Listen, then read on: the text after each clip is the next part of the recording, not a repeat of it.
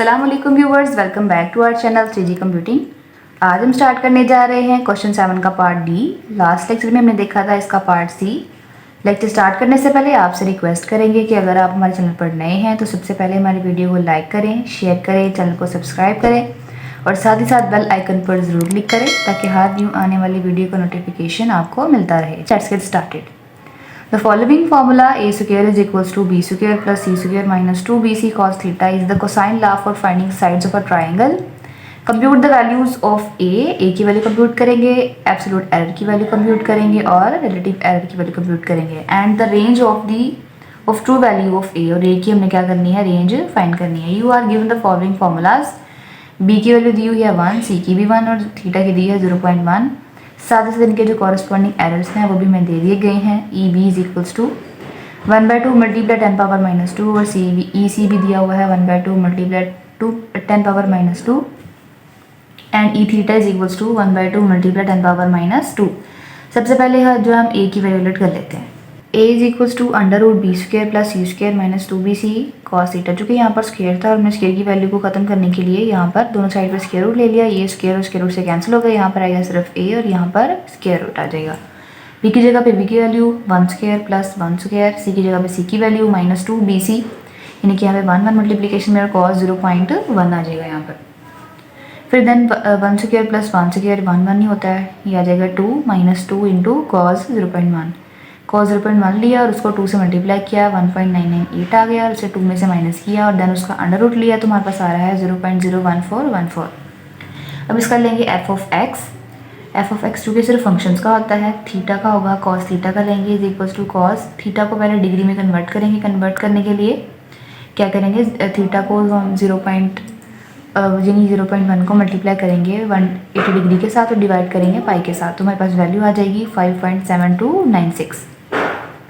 cos 5.7296 लेंगे तो आ जाएगा 0.995 और आप डैश ऑफ एक्स लेंगे यानी कि cos का डेरिवेटिव होता है माइनस साइन थीटा, तो माइनस साइन थीटा लेंगे, माइनस साइन 5.7296 लेंगे तो आ जाएगा माइनस 0.0998। अब इसका जो रिलेटिव एरर है वो फाइंड करने के लिए क्या करेंगे, सबसे पहले क्वेश्चन को देखेंगे गौर से।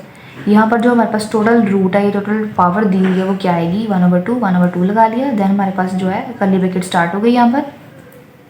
उसके बाद जो है b² यानी कि अगर कोई भी जो error accumulation in power and source use हो तो हम क्या करते हैं, जो उसकी पावर होती है उसे n यानी कि साइड पे लिख लेते हैं, मल्टीप्लिकेशन में आ जाता है और साथ क्या आता है ई बी जो वैल्यू होती है उसका एरर डिवाइड बाई वाली वैल्यू आती है, e B divide by b आ जाएगी प्लस c² है तो क्या आएगा 2 बाहर e C divide by C plus अब यहाँ पर है -2bc cos थीटा। ये मल्टीप्लिकेशन में यूज़ कर रहे हैं, 2 हमने सेपरेटली लिख दिया, bc की जगह पे क्या किया E B divide by B plus E C divide by C plus जो यहाँ पर cos थीटा था, यानी फंक्शन में हम क्या करते हैं e1 की value plus f dash of x divide by f of x की वैल्यू लिखते हैं। तो हमने यहाँ पर सेम टू सेम वैसे ही किया है, फंक्शन में हम ले रहे थे cos थीटा तो हमने क्या किया, थीटा की वैल्यू ली, थीटा का एरर लिया माइनस यहाँ पे f डैश ऑफ x की वैल्यू यानी कि माइनस साइन थीटा की वैल्यू आएगी divide by f of x यानी कि cos थीटा की वैल्यू आएगी।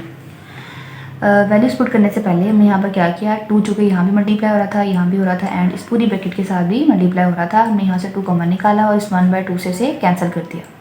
आई होप आपको यहाँ तक समझ आ गई होगी। चलिए वैल्यूज पुट करते हैं। वैल्यूज़ हमने पुट कर ली हुई हैं। यहाँ पर जो है हमारे पास एरर दिया गया है b का, ये c का एरर और फिर से ये b का और ये c का और ये थीटा का एरर, साथ में यहाँ पर माइनस साइन थीटा की value divide by cos theta की वैल्यू।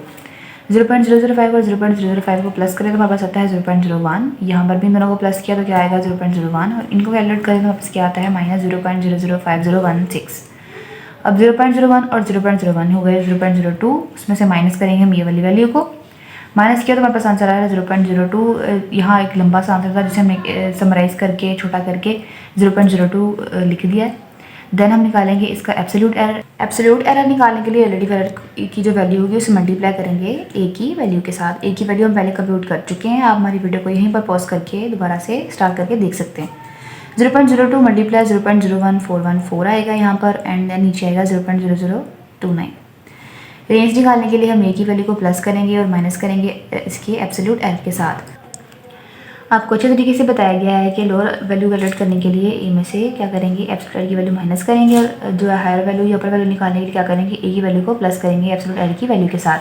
वैल्यूज निकाल कर हमें कमेंट सेक्शन पर जरूर बताइए। यहाँ पर हमारा लेक्चर एंड हो रहा है। आपका इस लेक्चर के अबाउट कोई भी क्वेश्चन हो तो आप हमें कमेंट सेक्शन में पूछ सकते हैं, हम आपको एक्टिवली रिस्पॉन्स करेंगे।